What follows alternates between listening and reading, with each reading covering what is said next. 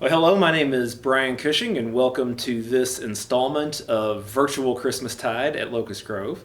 If you've been to our in-person event for the past several years, then you know that one of the big features that we have is we host a variety of historic artisans to give you a unique and historically accurate shopping experience. One of those artisans you might also see here at Locust Grove many Thursdays over this past year. His name is Dave Phipps. He's a great volunteer with us, and he is a leather artisan. As a matter of fact, all of the fire buckets that you see displayed in the historic house were made by Dave Phipps. And so when he was over here a few Thursdays ago, we caught up with him so he could tell us about his trade and what it looked like in the late 18th and early 19th century. So let's turn it over to Dave. Welcome to my shop. This shop is set up as a cottage industry shop of 1816. You would have found these in Louisville, and there were 15 major shops in one tannery, and doing lots and lots of business hand over fist. The leather guy in 1816 is very similar to the trade of plastics, rubber, nylon. We are the go-to industry for any flexible, long-use material. And you would have used leather for everything. Leather for your saddles and bridles for horses. Coach springs, something that you would have used to travel from point A to point B. Your belts, your packs, all sorts of things. Shoes. But I'm a heavy leather guy. I'd be working on saddles and that sort of thing, trunks, buckets. Whereas you have the cordwainers who are doing the shoes and the boots and light leathers that you would be operating with. The title that we both have is that of saddler, and that's because of our knife. It looks like someone riding a saddle. It is one of the oldest recorded tools of mankind. You'll see an individual carved into the Great Pyramid of Egypt 5,000 years ago with this kind of a knife making a pair of sandals. For actual leather work, you only need a couple of tools. You need an awl. You need a curved knife.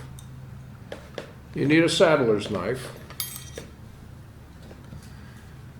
And a trim knife.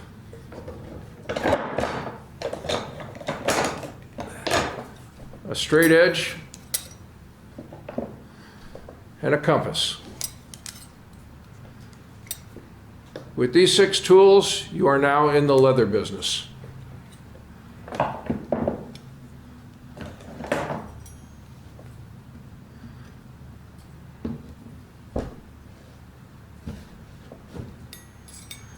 All the other tools I have just make the job easier. They are not a requirement. So, what are you going to do with your newfound profession? You're going to make the world move. It's an operation that you're going to carry, pull, and anything else you can think of. If you're going to make shoes, you need a hammer.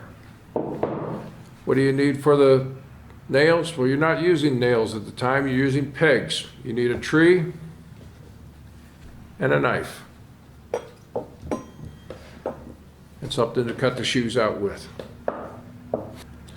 Sometimes you need an extra set of hands as you're going to hold leather together for stitching.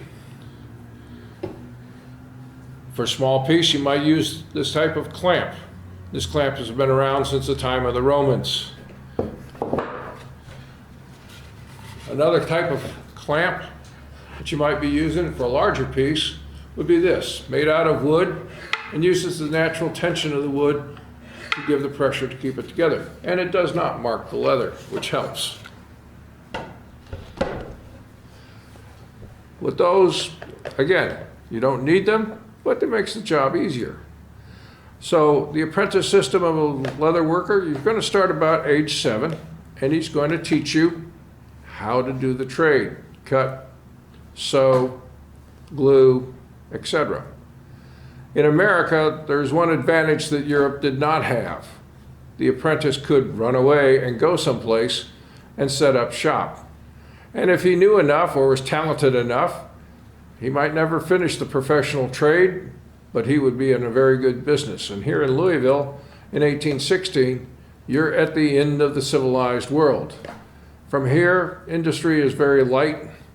There's one more major city to go to, and that's St. Louis.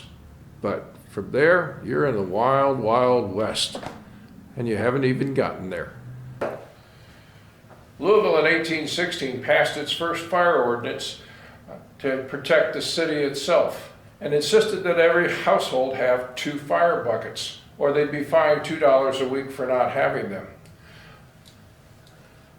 A fire bucket is made out of leather, and it is jacked, which means it is tarred on the inside to make it watertight. This thing will last forever. A good coating of oil every now and then, or paste, wax, or something like that, maintains it.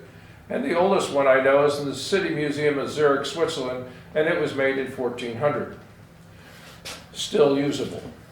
Now, the reason you want a fire bucket is simply one of weight. The reason for that is this is your standard well bucket. Now, one of the things you find out a well bucket, it's made out of oak and iron, and it's very heavy. And if you put the 2 gallons of water in it, it's 35 pounds. 2 gallons of water in the fire bucket is 16 pounds, therefore a lot lighter. And to put out a fire, you would have to throw 100 buckets of water in 15 minutes to control a fire, not even put it out. So would you rather throw 16 pounds each time or 35 pounds each time? Weight is an issue. Another thing is that when you're at the head of the bucket brigade throwing the water on, you have to send it back to the rear for refill. The easiest way is to throw it. Would you rather have something coming at you that weighs 1.5 pounds or 15 pounds? Simply what a weight. The title I have here is bucket maker, an old English term. Basically, it means I'm a container maker. So I'd be making water buckets, and clothes buckets, and pistol buckets, and saddle buckets. You would know them by different terms thanks to Noah Webster, who did not like English terms, so you know them as saddlebags and holsters and buckets and trunks, all in a term. But leather is the go-to item. If you are wearing something or using something that's made out of nylon, plastic, or rubber, in 1816, it's made out of leather. Same pliable material to get the job done. You could even use leather for making ropes. Rawhide is still being used for making good lariats in the West. Also, it is a pliable material. If you need something, you want some artwork done on it, it's easily worked into it. The leather stays for a long time and gives it decoration. Humans have always been interested in decorations to brighten their occupation and where they live. And this is no different. The fancy cowboy boots that you would wear today, though, are not done in this particular period because that concept did not reach the east coast of the United States. That is a concept of the Southwest and Mexico. That after the war, Mexican-American War of 1848, then that particular idea of working leather comes through to the United States and becomes very popular.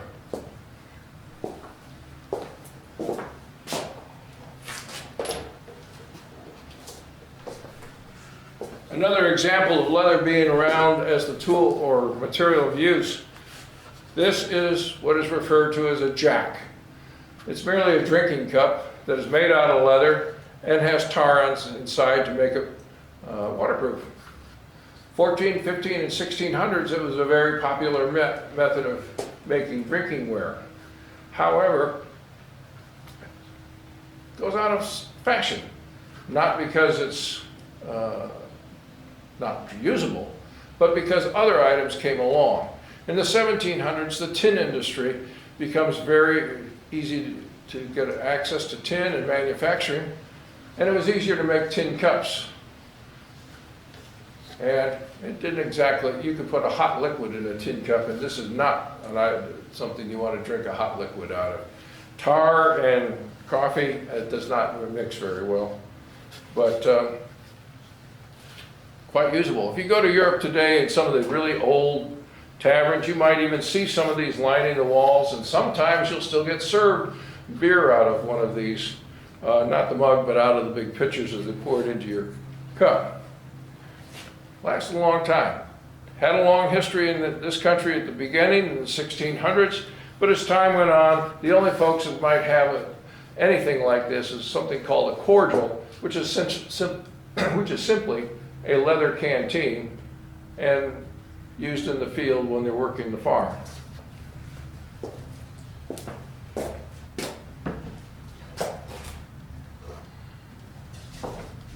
If the shop stayed in one location for a long time, after a while, the leathersmith would sit there and say, everybody wants a fire bucket. I'll make a pattern so I don't have to work the math out every time I'm making a bucket. Or if I need something else like a pouch, or somebody wants a holster, you can have a pattern made up for the common capability of the area that you're doing business. You'll still figure out how to make something up, but it cuts the time of manufacturing.